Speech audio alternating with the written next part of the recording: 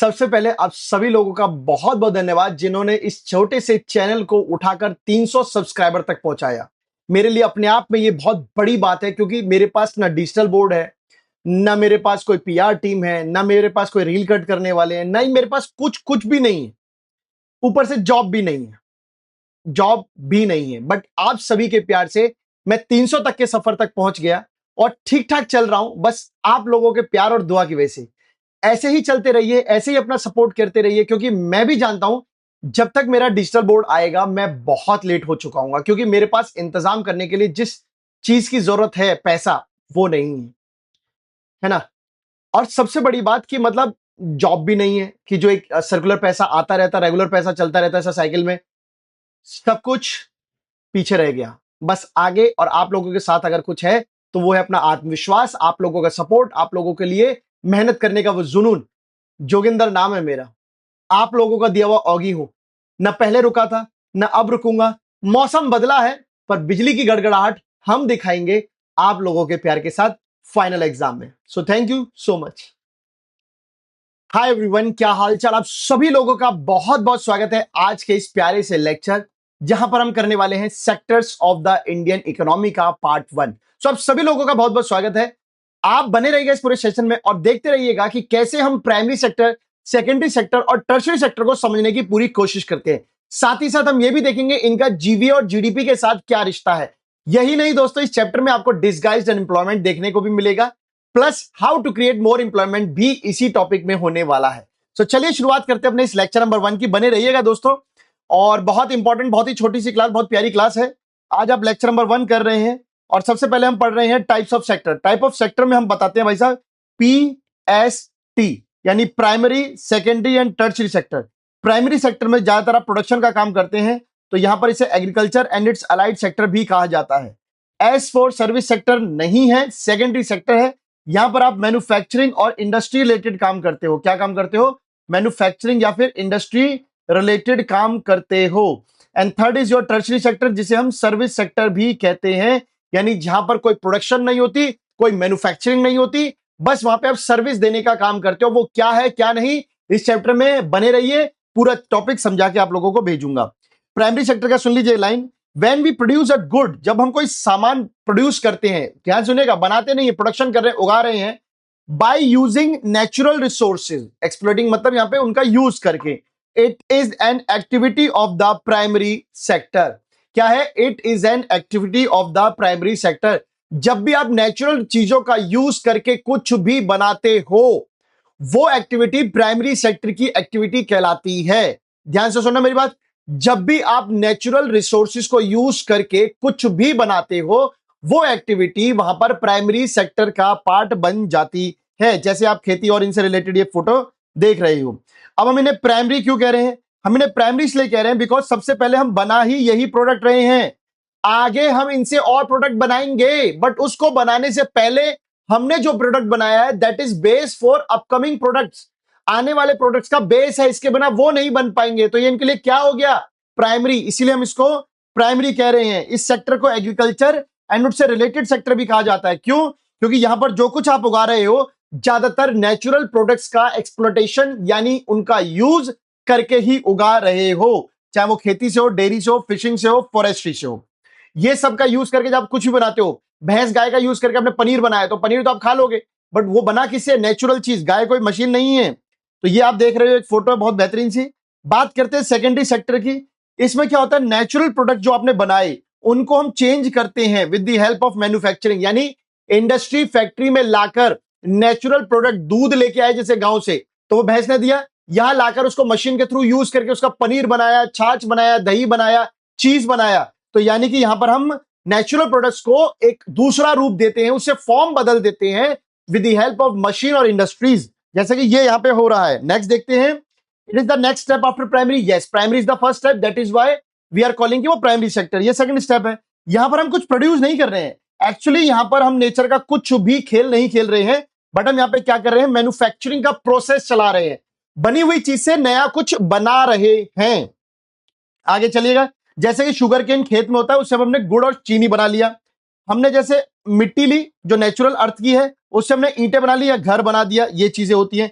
बात करते हैं इंडस्ट्रियल सेक्टर की। इंडस्ट्रियल सेक्टर आजकल बड़ा ही अलग अलग कामों में जाना जाता है क्योंकि इंडस्ट्रीज बहुत सारी हैं। अब इंडस्ट्रियल सेक्टर क्या सर टर्शरी सेक्टर का पार्ट है? नो, बात है ये सेकेंडरी सेक्टर की। ये जो सेक्टर है वो किसका पार्ट है? सेकेंडरी सेक्टर का ही पार्ट है। आज हम देख रहे हैं पहले नॉर्मल मशीन्स का यूज होता था, आज तो इंडस्ट्री बड़ी बड़ी हो गई, तमाम डिफरेंट काइंड्स ऑफ इंडस्ट्री है, तो इसलिए सेकेंडरी सेक्टर में इंडस्ट्रियल सेक्टर भी इन्वॉल्व होता है। Now the third sector is tertiary sector. ये जो सेक्टर है ये डेवलपमेंट में मदद करता है पहले वाले दो की, प्राइमरी और सेकेंडरी को। कैसे करता है? यहां पर हम कुछ प्रोड्यूस तो नहीं कर रहे, बट एक्चुअली क्या करें, एड यहां पर बीमारी नहीं है, इसका मतलब होता है बेटा हेल्प। हम हेल्प या सपोर्ट कर रहे हैं प्रोडक्शन प्रोसेस में। जैसे कि आप मान के चलेगा, आपने प्राइमरी या सेकेंडरी में कुछ बनाया, अब उसको आप तक लाने का काम कौन करेगा? ट्रक से मंगवा सकते हैं, रेलवे से मंगा सकते हैं, फोन का यूज करके टेंडर कर सकते हैं, इंटरनेट के थ्रू कर सकते हैं। ये सारी चीजें जो आपकी किस में आती हैं? टर्शरी सेक्टर में आती हैं। और कई बार तो आपको सामान गोडाउन में रखना पड़ता है, so godown is also part of tertiary sector. मैं आपको पढ़ा रहा हूं, सर्विस दे रहा हूं, टर्शरी सेक्टर।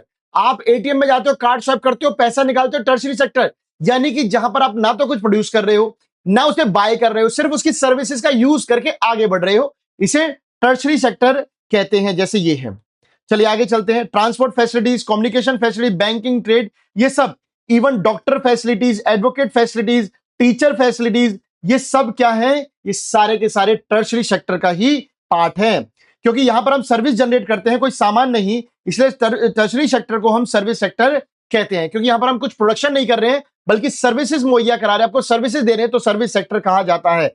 जिसमें आपका teacher, doctor, ATM, communication, banking, machine, cobbler, मोची, नाई, धोबी, प्लम्बर, ये सब इसी का ही पार्ट है। तो आप डे टू डे बेस पे जो भी आप लाइफ में आप देखते हो, ये सब कुछ यही का पार्ट है। आप लोगों को दिख जाएगा, ये सारी सर्विसेज जो है वो यही का पार्ट बनती है। तो चलिए आगे चलते हैं दोस्तों, आगे की तरफ बढ़ते हैं और देखते हैं क्या है। कंपैरिजन करते हैं जब तीनों सेक्टर का, तो देखते हैं कि कौन सा सेक्टर ज्यादा ग्रो कर रहा है, कौन सा सेक्टर ज्यादा इंप्लॉयमेंट दे रहा है, या किस सेक्टर में वाकई में दम है। तो आइएगा सुनिएगा। How do we count the various goods and services and know the total production in each sector? हम कैसे अलग अलग सेक्टर की गुड्स एंड सर्विसेज को काउंट करते हैं, प्लस उसका टोटल प्रोडक्शन देखते हैं कि हर एक सेक्टर का टोटल प्रोडक्शन कितना है। इकोनॉमिक्स का मानना यह है कि the value of goods and services should be used rather than adding up the actual number.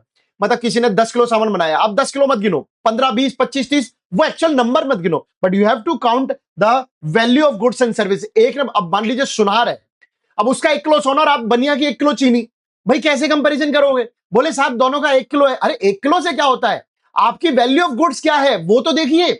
KG नहीं नापते इसलिए, ठीक है। फॉर एग्जाम्पल जैसे आपके यहां दे रखा है 10,000 केजीज ऑफ व्हीट जो 20 रुपए पर किलो पे जोड़ दिए गए, बेच दिए गए, टोटल वैल्यू क्या बैठेगी? 2 लाख बैठेगी। चलो ठीक है, अब आप 10-20 किलो मत देखो, सीधा फाइनल वैल्यू देखो 2 lakh. Similarly the value of goods and services in 3 sector are calculated and then added up. Final value of goods and services, ध्यान रखिएगा, जो उसकी एंड वैल्यू आई है, टोटल वैल्यू, आपने 500 किलो सामान बेचा, उसकी वैल्यू निकली 50 करोड़, तो 50 crore is the final value, वो चीज। Not every goods and service that is produced sold needs to be counted. ये मैं क्यों कह रहा हूं? Because there is a difference between final goods and intermediate goods. Intermediate goods का मतलब होता है बेटा वो गुड्स जो अभी फाइनली आपके यूज के लिए नहीं है, आप उनका यूज करोगे, उसके बाद एक सामान नया बनाओगे और उसको फिर कंज्यूम करोगे। जैसे कि आपका आटा, आटे से आपने बिस्किट खाए, अब चाय में डुबो के आटा थोड़ी खाते हैं, बिस्किट खाते हैं, तो biscuit your final goods and atta is your intermediate goods. For example a farmer sells wheat to a flour mill, चक्की वाले को गेहूं बेच दिए 20 रुपए पर केजी, चक्की वाले ने वो गेहूं को पीसा और बिस्किट कंपनी को बेच दिया 25 रुपए पर केजी। अब आप एक बात बताओ, जब आप बिस्किट लेने जाओगे तो 25 रुपए तो बिस्किट का लगाऊंगा फिर मैं, और 20 रुपए किलो गेहूं के लगाऊंगा, क्या ऐसा होता है? नहीं, आपके पास क्या है? गेहूं के बिस्किट, बिस्किट, तो आप बिस्किट का पैसा पे करो। सो बिस्किट कंपनी जिसने आटा यूज किया, चीन, चावल, सब कुछ यूज किया, उसके बाद उसने उसको बिस्किट को मार्केट में 80 रुपए का बेच दिया, जबकि 20 रुपए किलो उसने गेहूं खरीदा था, 25 रुपए किलो उसने बनाना बैकिंग वैकिंग वो सब कर करा के हो गया, बेच रहा है वो 80, तो भैया 45 पे भी डबल का फायदा सा लगभग ले रहा है। Biscuits are the final goods that reach the customer. तो आपके लिए मायने क्या रखता है? आपके लिए मायने रखता है आपका बिस्किट। इंटरमीडिएट गुड्स क्या होते हैं? वो गुड्स जिनका भी यूज करके फाइनल गुड्स एंड सर्विसेज हम बनाते हैं। The value of final goods and service already includes, अब जो ये 80 रुपए था बिस्किट का, इसमें वो जो 20 और 25 रुपए की जो कॉस्ट थी वो इंक्लूड थी। कैसे? अरे इस दुकानदार ने वो 80 रुपए कैसे डिसाइड किया कि 80 रखूं? वो सारी खर्चे लगाए होंगे तब अपना प्रॉफिट रखा होगा, फिर ये वैल्यू रखी होगी। तो इंटरमीडिएट गुड्स की जो वैल्यू होती है वो ऑलरेडी फाइनल गुड्स में इंक्लूड होती है। The value of final goods and services produce in each sector during a particular year provide the total production of the sector for that year. आप कोई भी एक सेक्टर ले लीजिए, जैसे आपने बोला सर प्राइमरी सेक्टर में ले रहा हूं, प्राइमरी सेक्टर में जो कुछ भी गुड्स एंड सर्विस आपने प्रोड्यूस किए उनकी जो वैल्यू है एक साल में, वो सेकेंडरी सेक्टर में आपने एक साल में जो चीजें प्रोड्यूस की वो उनकी वैल्यू क्या निकल रही है पैसों के रूप में, सर्विस सेक्टर की क्या निकली, उन तीनों को ऐड करेंगे तो आपको एक बेहतरीन सी टर्म मिलेगी जिसका नाम है जीडीपी। जीडीपी क्या कहता है, सुनिएगा ध्यान से, the value of all final goods and services produced in a country during a particular year. एक साल में आपने जो कुछ प्रोड्यूस किया उसकी फाइनल गुड्स की वैल्यू क्या थी, गुड्स एंड सर्विसेज की फाइनल वैल्यू क्या थी, जीडीपी। जीडीपी मतलब होता है ग्रॉस डोमेस्टिक प्रोडक्ट, ग्रॉस मतलब टोटल, डोमेस्टिक मतलब भारत में, प्रोडक्शन मतलब किया, भारत में आपने टोटल कितना प्रोडक्शन किया उसकी वैल्यू क्या है वो। जीडीपी क्यों नापते हैं, जीडीपी जिस देश की जितनी ज्यादा वो देश उतना बड़ा। दूसरे टर्म में कह सकते हैं अगर मल्टीपल जिसकी इंडस्ट्री है तो उसकी जीडीपी ज्यादा होगी क्योंकि प्रोडक्शन भी अलग अलग तरीके की हो रही है। तो इसके लिए नापने का काम भारत सरकार का एक डिपार्टमेंट है जिसका नाम क्या है, MoSPI, ministry of statistic and program implementation. ये वो सेंट्रल गवर्नमेंट का डिपार्टमेंट है जो जीडीपी को मेजर करता है। तो चलिए अब बढ़ते हैं आगे की तरफ और देखते हैं ग्रॉस वैल्यू एडिड पे आ गए। एक नया चीज तो नहीं है, पुरानी है। Recently Indian government began to bring out the contribution of three sector, तीनों sector primary secondary and tertiary का जीवीए में क्या कंट्रीब्यूशन था, in place of contribution of three sector towards GDP to be at par at global practices. पहले हम GDP को देख रहे थे, अब सरकार चाह रही है कि हम जीवीए के थ्रू देखें कि तीनों का वैल्यू प्रोडक्शन कितना हो रहा है। इसके लिए क्या किया, contribution of three sector in economy after adjusting for taxes and subsidies. सरकार ये देख रही है कि जो हम टैक्स लगाएंगे, जो हम डिस्काउंट देंगे, उसके बाद टोटल वैल्यू प्रोडक्ट की कितनी बच रही है। देखो बहुत मोटा मोटा काम है, देश में जितना ज्यादा वैल्यू प्रोडक्शन चीजों का होगा उतनी बड़ी इकोनॉमी कहलाई जाएगी, उतना फायदा देश के लिए होगा। तो यहां पर वही चीज करने की कोशिश की गई है, आपको यहां पर डिफरेंस नहीं आएगा, डोंट वरी। हिस्टोरिकल चेंजेस की बात करें, as the method of farming change, agriculture में भी चेंज आया है, लोगों के पास नए नए इक्विपमेंट आ गए, नए नए तरीके आ गए हैं फसल करने के जो पहले पॉसिबल नहीं था। सो अब क्या हुआ, इसके चलते बहुत सारे लोग बहुत सारी एक्टिविटी कर पाते हैं। खेती में भी मल्टीपल खेती हो रही है, जब तक खेती होती है वो कई सारे और काम कर लेते हैं। जैसे मान लो मेरे खेत में जब तक बोने का काम चल रहा है तो मेरे दोस्त का खेत जो काटने के लिए, तो मैं अपने ट्रैक्टर से उसका खेत काटूंगा, जब तक मुझे उस चीज का भी पैसा मिलेगा। Number of craftsman and trader बढ़ गए हैं। अब भाई सारे टाइम पहले लोग खेती पर डिपेंडेंट थे, अब खेती हो गई है अपने आप में मस्त, तो लोग जब तक कुछ और काम कर लेते हैं। बाइंग एंड सेलिंग बढ़ गई है, मेरे गांव का किसान जो खेती करता है वही कुछ महीने 2-3 महीने सब्जियां वब्जियां बेच रहा होता है, तो ये सब काम भी शुरू हो गए। More than 100 year, specially because new method of manufacturing was introduce. भाई नए ट्रैक्टर आए, जेसीबी आई, समरसीबल आ गई, फैक्ट्रीज आ गई, स्टार्टेड एक्सपेंड, धीरे धीरे एग्रीकल्चर को भी फायदा हो रहा है। जो लोग पहले खेती में काम करते थे वो फैक्ट्री में काम कर रहे हैं, क्योंकि आज गांव में नई नई फैक्ट्रियां लगने लगी हैं, नई नई इंडस्ट्रियां बनने लगी हैं। ठीक है, सेम ही है, चलो। So what is the total production and employment in three sectors in India. बात है इन तीनों का टोटल प्रोडक्शन कितना है, तो आइए इसके लिए देखते हैं थोड़ा सा डायग्राम के थ्रू। ओवर द 40 इयर्स यानी 1977-78 से लेकर 2017-18 तक जो प्रोडक्शन थी तीनों सेक्टर में बढ़ी है। अगर मैं बात करूं तो देखिए तीनों में बढ़ी है, ये आप देख पा रहे हो कि तीनों बढ़ी है, but it has increase most in the tertiary sector. आप देख सकते हो ग्रीन वाला टर्शरी सेक्टर सबसे ज्यादा प्रोडक्शन आपको यहां नजर आएगी, मतलब ये ग्राफ सबसे ज्यादा यहां बढ़ा है। तीनों सेक्टर की ग्रोथ हुई है बट सर्विस सेक्टर बहुत ज्यादा ग्रो हुआ है। क्यों हुआ है, इसके कई सारे रीजन है, आ जाइए पढ़ते हैं। एक रीजन है, पहला, देश में आज गवर्नमेंट ने बहुत सारी सर्विसेज को स्टार्ट कर रखा है, police station, online, telegraph service, communication service, internet service, municipal corporation, ये सब गवर्नमेंट के डेवलपमेंट प्लान्स होते हैं और ये सब मॉडर्न चीजें हैं। आप सोचिए इसमें कहीं पर खेत का काम नहीं है, कहीं पर मशीन का काम नहीं है, सब सर्विस का काम है, तो इसलिए सर्विस सेक्टर बढ़ा। दूसरा, जब एग्रीकल्चर में इंडस्ट्री में डेवलपमेंट हुई, सोचिए जब आप खेती ज्यादा करोगे तो उस खेत में उगने वाले प्रोडक्शन को भी तो उठाने के लिए ट्रक ज्यादा चाहिए, इंटरनेट बुकिंग ज्यादा चाहिए, खाद बीज सर्विस ज्यादा चाहिए, कोई किसान आएगा, आर्किटेक्चर आएगा, वो देखेगा, वो सब चाहिए। तो वो जब पहले दो सेक्टर बढ़ेंगे तो बाय डिफॉल्ट तीसरे सेक्टर को तो बढ़ना ही है, यानी जितना ज्यादा प्राइमरी सेकेंडरी उछलेंगे उतना ज्यादा टर्शरी भी उछलेगा। Third, income level rises. पहले लोग गाड़ी डिफेंडर लेने, मर्सिडीज लेने से पहले सोचना तो छोड़ो, दूर दूर तक सोचने में भी नहीं था, आज फटाफट ले लेते हैं क्योंकि इनकम बढ़ी, लोगों ने अपनी चीजों की ख्वाहिशें डिमांड करनी शुरू कर दी। लोग आज पिकनिक बनाने ऑस्ट्रेलिया जा रहे हैं, डिफेंडर ला रहे हैं, क्लब्स में खाना, पब्स में खाना, ये सब ऐसा चल रहा है, इसलिए भी सर्विस सेक्टर बड़ा है। फोर्थ, कुछ नई सर्विसेज जैसे कि आईटी इंडस्ट्री जो कभी किसी ने सोची नहीं थी, एआई जैसे आया, अब इसमें क्या है ना कि लोग आ रहे हैं, टेक्नोलॉजी आ रही है, तो सर्विस सेक्टर ऑटोमेटिकली ग्रो कर रहा है। बट आपको एक लाइन बताता हूं, सर्विस सेक्टर ग्रो कर रहा है, ये बात सच है, बट सर्विस सेक्टर में बहुत सारे ऐसे काम होते हैं, जैसे प्लम्बर है, रेडी वाला है, रिक्शा वाला है, धोबी है, टीचर है, मोची है, नाई है, बहुत सारे लोग हैं। इन सब की सर्विसेज, इन सब के पैसे एक जैसे ग्रो नहीं हो रहे हैं। अब आप खुद सोच के देखिए, मैं जहां पर था, जिस ऑर्गेनाइजेशन में था, वहां पे सब लोग इतना इतना कमा रहे थे, तो क्या इसका मतलब मैंने भी उतना कमाया? नहीं। सर्विस सेक्टर में सबको इक्वली ग्रो करने का मौका नहीं मिलता है। यानी कि यहां पर बहुत different different kinds of people होते हैं। एक तरफ लिमिटेड नंबर ऑफ सर्विस है, जहां पे बहुत ज्यादा पढ़े लिखे लोग चाहिए, तो वहां पर उनकी तनख्वाह भी ज्यादा होती है।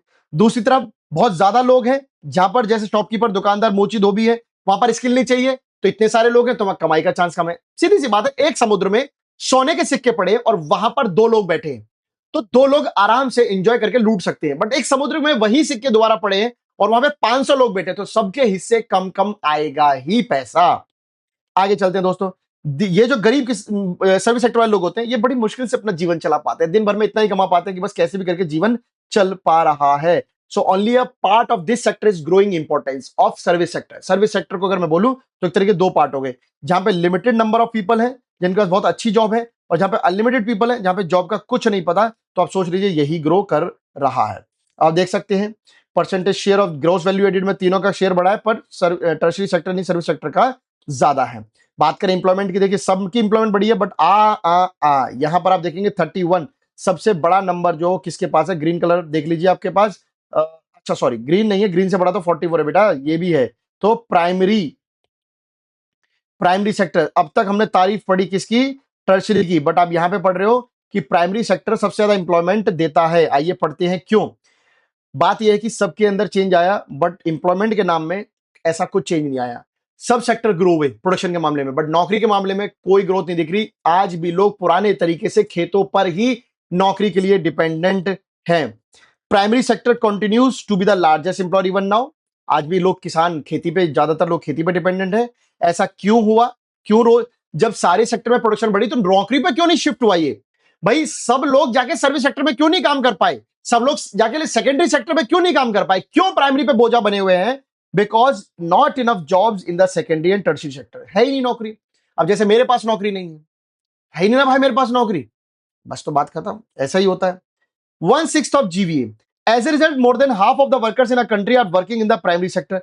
आज देश का अगर 100 लेबर है तो 50 लेबर आज भी कहां पर है? एग्रीकल्चर में काम कर रहा है, producing only 1/6 of the GVA. और ये क्या करके क्या कर पा रहा है? सोचिए, 1/6 ऑफ जीवीए ला रहा है। सोचिए 1/6 ऑफ जीवीए, यानी कि 5/6 आपकी टर्शरी और सेकेंडरी सेक्टर से आ रही है। अगर यही लोग पढ़े लिखे होते, इनको काम मिलता है सही तरीके से, तो हमारी प्रोडक्शन और ज्यादा होती, वैल्यू और बनती।